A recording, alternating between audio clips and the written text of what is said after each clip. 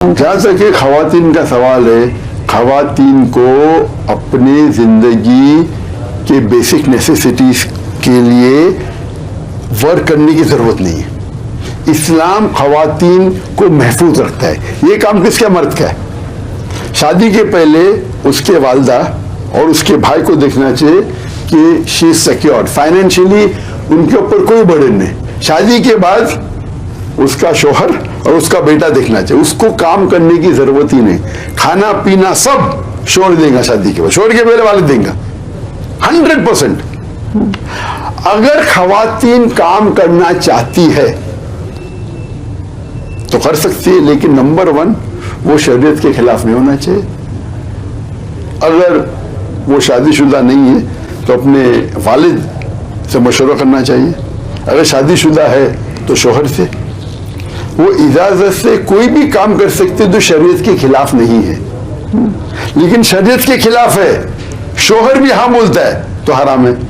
मिसाल के तौर पे खवातीन मीडिया पे कैमरा के आगे नहीं आ सकते, माफ करना, क्योंकि जब मीडिया के आगे आती खवातीन अगर पूरे नकाब में आ रही है, जरा भी फितना नहीं है, तो शायद कुछ उल्मा मानेंगे। लेकिन खवातीन अगर सही हिजाब से नहीं है और अगर सही हिजाब से है और चेहरा दिख रहा है तो फितना के कई मुमकानात है। कुरान की आयत है, हिजाब में औरत के पहले मर्द को कहा गया कुरान में। सूरा नूर सूरा नंबर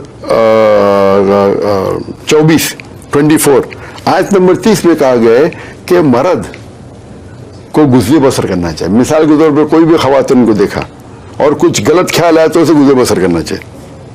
टीवी के ऊपर अगर एक न्यूज रीडर आधे घंटे के लिए न्यूज दे रही है और 20 मिनट वो टीवी के ऊपर है, अगर कोई आदमी वो औरत को देखता है मेकअप के साथ, उसके दिमाग में कुछ नहीं होता है तो डॉक्टर के पास जाना चाहिए। कुछ प्रॉब्लम है आदमी में।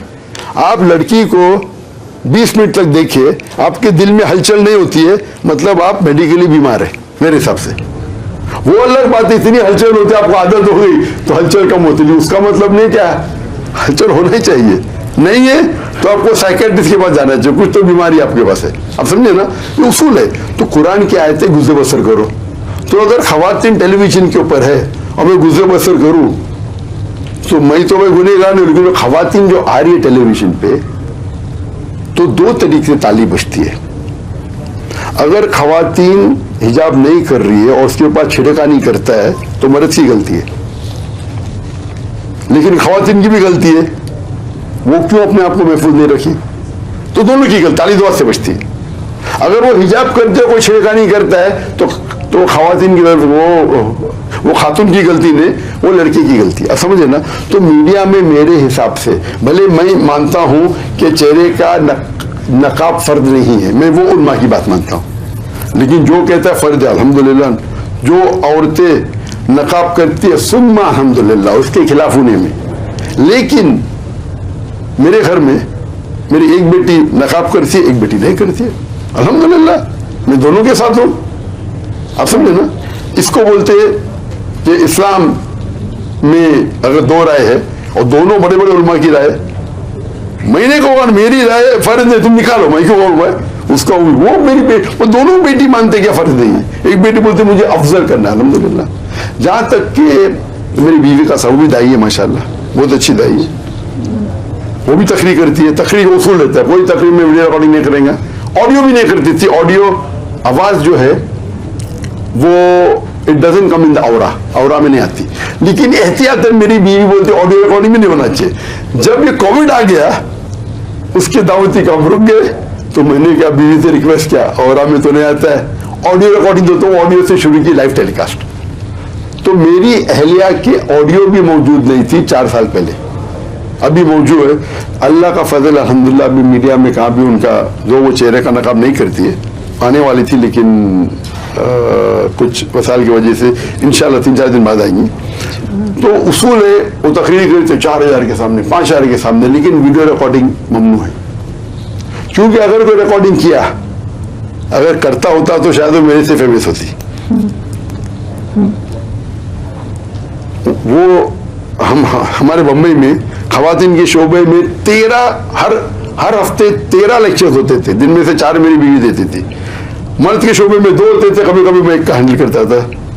तो अगर वो मीडिया पे आती थी तो हाई चांसेस से उनकी फॉलोइंग में से ज्यादा होती।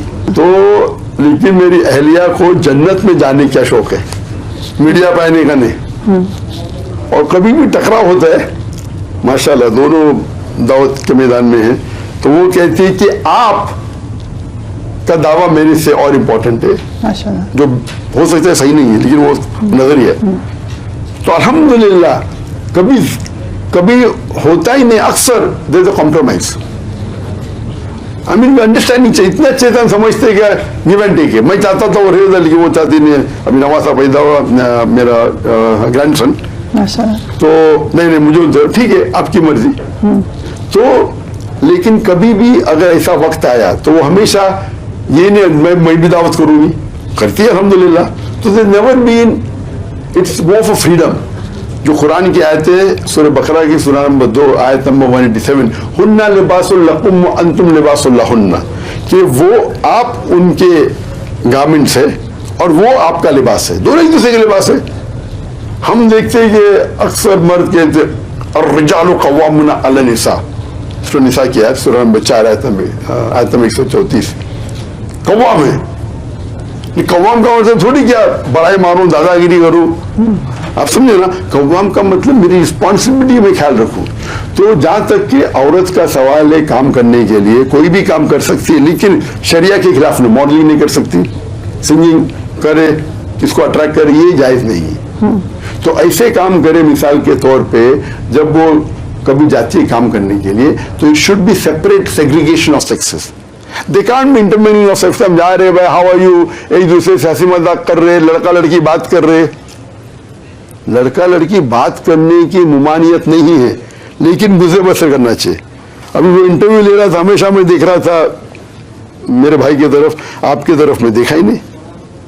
लोग बोलेंगे कैसा है, कैसा आदमी, लेकिन टेक्निक क्या कहता है, इंटरव्यू की आंख में हाथ डालो, ये टेक्निक मैं सिखाता हूं। इंटरव्यू की आंख में आंख डाल के बात करो, ये टेक्निक है, लेकिन टेक्निक से ऊपर शरिया है। तो शरिया जब मुझे इजाजत नहीं दी आंख में आंख डाल के बात करने की खवातीन के और खातून के, तो मैं शरिया को फॉलो करूं, आप समझे ना। तो मैं नहीं देखूंगा कि आंख में आंख डाल के मेरा इंटरव्यू अच्छा रहेगा। अल्लाह के उसूल ऊंचे होते, ठीक है। इसीलिए कोई खातून आती है, डिस्टेंस रखो, अभी लास्ट इंटरव्यू में आगे पीछे रहो जरा। तो हमें उसूल फॉलो करना चाहिए। तो ऐसा नौकरी करना जो शरिया के खिलाफ ने बिल्कुल अलाउड है। और सैलरी भी सेम होना चाहिए, जो मर्द की सैलरी है। यूएसए वो सब में खातून की सैलरी कम होती है। तो लेकिन काम करने की जरूरत ही नहीं, अगर वो चाहे कि मैं हिस्सा लूं तो कर सकती है इजाजत के साथ।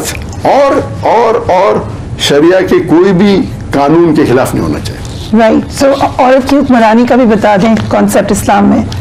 औरत की हुक्मरानी का जो सवाल है आज की तारीख में, एक हदीस है अल्लाह के रसूल की, और वो खुसूसन पर्शिया के बारे में थी कि अगर औरत लीडर रहेंगी कंट्री की, तो वो देश कभी तरक्की नहीं करेगा। यह हदीस है। उसमें भी 2 इख्तिलाफ है, कुछ कहते नहीं वो सिर्फ पर्शिया के लिए था, कुछ कहते नहीं आम था। मैं मानता हूँ ये आम है, क्योंकि आप रोल देखेंगे, एक औरत का रोल और एक हुक्मरान का रोल। अक्सर माशरे में हुक्मरान मतलब प्रेसिडेंट, मतलब हाईएस्ट, प्रेसिडेंट मतलब हाईएस्ट। मैं माशाअल्लाह अल्लाह ने जो मुझे दर्जा दिया दाई का, दुनिया के कोई भी आज की तारीख, पहले तो माशाअल्लाह बोलते, आज की तारीख में 8 बिलियन शख्स है। मैं जो अल्लाह ने मुझे दिया आज, मैं कोई भी दुनिया के शख्स से एक्सचेंज नहीं करूंगा, चाहे कोई भी कंट्री का मालिक हो, किंग हो, हाँ, कोई भी प्राइम मिनिस्टर हो, प्रेसिडेंट हो, जो दर्जा अल्लाह ने मुझे दिया है, आप अगर मुझे $1 बिलियन भी देंगे, दुनिया की दौलत भी देंगे, तो मैं एक्सचेंज नहीं करूंगा। मैं जाऊं खुश हूं। तो लेकिन अक्सर लोग समझते president of the country, prime minister of the country highest post आपकी कंट्री का। लेकिन इस्लाम में अल्लाह ने मर्द और औरत को अलग अलग रोल दिए। इक्वल है लेकिन यकसा नहीं है, इक्वल ओवरऑल। कुछ रोल में मर्द का दर्जा है, कुछ रोड में औरत का दर्जा है ये, मिसाल के तौर पे, और बाकी जगह पे सेम है। मिसाल के तौर पे अगर एक चोर मेरे घर में आएगा तो मैं नहीं कहूंगा मैं मानता हूं खवातीन के हुकूक में, I believe in equal rights. मैं नहीं कहूंगा मेरी बीवी को जाकर झगड़ा करो, मैं नहीं कहूंगा मेरी बेटी से झगड़ा करो। यहाँ अल्लाह ताला ने मर्द को ज्यादा ताकत दी, मुझे जाना चाहिए। जहां तक के बच्चों का ख्याल रखने के लिए अल्लाह के रसूल फरमाते हैं कि माँ के पैर के नीचे जन्नत है। जो 9 महीने माँ अपने कोख में बच्चे को रखती है, आप उसको सोने का पहाड़ भी दे देंगे, वो इक्वल नहीं है। तो दर्जा इस्लाम में माँ को दिया गया है क्योंकि 9 महीने अपने कोख में बच्चे को रखती है, वो दर्जा एकदम हाई है। आप उसको छोड़ के हुक्मरान करेंगे तो पॉसिबल है कि बच्चे का ध्यान रखेंगे, कंट्री का ध्यान रखेंगे। आपको फिर कंट्री इंपॉर्टेंट नहीं तो बच्चे को छोड़ दे, बच्चे की तरबियत कीजिए। नहीं, वो अगर वो औरत बड़ी होगी, बच्चे बालिग होगी तो क्या, अभी हुक्मरान बनेंगे तो कैमरा के नजदीक आएंगे ना, इस्माइल देंगे, फिर वो हुक्मरान कोई मर्द से मिलेंगे तो शेक हैंड करेंगे। आप जानते हैं कोई भी खातून, और अफसोस की बात है कि मुस्लिम मुल्क के प्रेसिडेंट और प्राइम मिनिस्टर ज्यादा है खवातीन, अफसोस की बात है। हमारी चीफ मिनिस्टर भी हैं एक खातून इस वक्त। चीफ मिनिस्टर प्राइम मिनिस्टर की बात कर रहा हूँ जी। बांग्लादेश और पाकिस्तान की दोनों खातून थे, अभी नहीं है अल्हम्दुलिल्लाह। मैं उस खातून से मेरे कोई गिला शिकवा नहीं, लेकिन क्यों खातून बने? क्या मर्द मर गए उस दुनिया के, उस शहर के, सॉरी उस मुल्क के? क्योंकि आप देखेंगे, देखिए आप मीडिया पे क्या कर रहे हैं, शेक हैंड कर रहे। अल्लाह के रसूल फरमाते अगर आप नामहरम को छुएंगे, एक खीला सिर में डालना बेहतर है, सिर में खीला ठोकना बेहतर है बनिस्बत नामहरम को छूना। यहाँ तो नहीं, अभी प्रोटोकॉल है तो हैंडशेक करते, हमारे मर्द भी करते। मैं जानता नहीं, अल्लाह आलम हो सकता है, मैं नहीं जानता, एक मर्द को मैं नहीं देखा, खातून तो मिलाती है हाथ, कोई भी कंट्री की हो तो, गैर मुस्लिम या मुस्लिम, हाथ तो मिलाते ना, हराम है कि नहीं? खीला ठोकने से बेहतर है, खीला ठोकना बेहतर है बनिस्बत नामहरम को छूना। अल्लाह के रसूल की सही हदीस है। वो मर्द भी मिलेंगे, अरे वो प्रेसिडेंट है, वो प्राइम मिनिस्टर, हाथ मिलाएंगे, फोटो निकालेंगे। मैं जब गया था गैम्बिया के प्रेसिडेंट, वो मुझे बहुत चाहते थे तो मैं चीफ गेस्ट था, उनका नेशनल डे था तो मुझे स्टेज पे खड़ा कर दिया, और उसके बाद सब एम्बेसडर्स स्टेज पे चढ़ गए प्रेसिडेंट से मिलने के लिए। प्रेसिडेंट के पहले मैं राइट के ऊपर हूँ, तो सबसे पहले थी यूएसए की एम्बेसडर खातून थी, आके मुझे हाथ मिलाने गई, तो बोला सॉरी मैम, तो प्रेसिडेंट ने देखा, तो उसने कहा sorry, our religion doesn't permit us to shake hands, हमारा दीन हमें इजाजत नहीं देता हैंडशेक करने। लोग क्या बोलेंगे, नहीं मेरी बीवी नाराज होगी, ये गलत जवाब है। अगर बीवी इजाजत देती शेक हैंड कर सकते नहीं, तो ये जवाब देना कि बीवी नाराज होगी मेरे हिसाब से गलत जवाब है। बीवी भी इजाजत दी तो आप एक मर्द नामहरम औरत को टच भी नहीं कर सकता। इसकी मिसाल है, जब मैं गया था इस्लामाबाद में, एक ऑर्फनेज के लोग, उनके जो मालिक थे बोले, और तुम्हें बच्चों की मोहब्बत में गया, बोले उनके साथ फोटो नहीं, बच्चे हैं, ठीक है उनको हिदायत देंगे। सडनली जब प्रोग्राम खत्म हुआ तो लड़कियां क्या बालिग थे, 15 साल की, 16 साल की, 14 साल की, 13 साल, सब बालिग है। स्टेज के ऊपर आके क्या हो गया ये, मैं फौरन नीचे उतर गया, बोला क्या है? मुझे मेरे दुनिया क्या कहती छोड़ो, मीडिया क्या कहती छोड़ो, मुझे अल्लाह को जवाब देने का है। इन्होंने मुझे कहा नहीं, बिल्कुल नहीं, क्या खवातीन आने वाली। तो मैं बोला क्या हो रहा है? अरे नहीं, वो मेरी बच्चियां हैं। वो मालिक कहता है मेरी बच्चियां हैं। मैं बोला आपको भी छूना हराम है। बच्ची कहो, बेटी कहो, कहना जायज है। जब तक आपकी बीवी से कोख से जन्म नहीं ली, वो आपकी बेटी नहीं है, बोल सकते, छू भी नहीं सकते। वो डर गया। पाकिस्तान में होता है, पाकिस्तान में होता है हुंदो, पाकिस्तान में क्या होता है मुझे लेना देना है नहीं। आप छू भी नहीं सकते उनको, बेटी बोल सकते, क्योंकि वो आपकी नामहरम है। तो ये माशरा बेटी बेटी बोल के सब कुछ कर रही है। आप अगर उनका ख्याल रख रहे, आप उनको पैसा दे रहे, तनख्वाह दे रहे, रोटी कपान मकान दे रहे, रोटी कपड़ा मकान दे रहे, छू भी नहीं सकते। ये इस्लाम का उसूल है।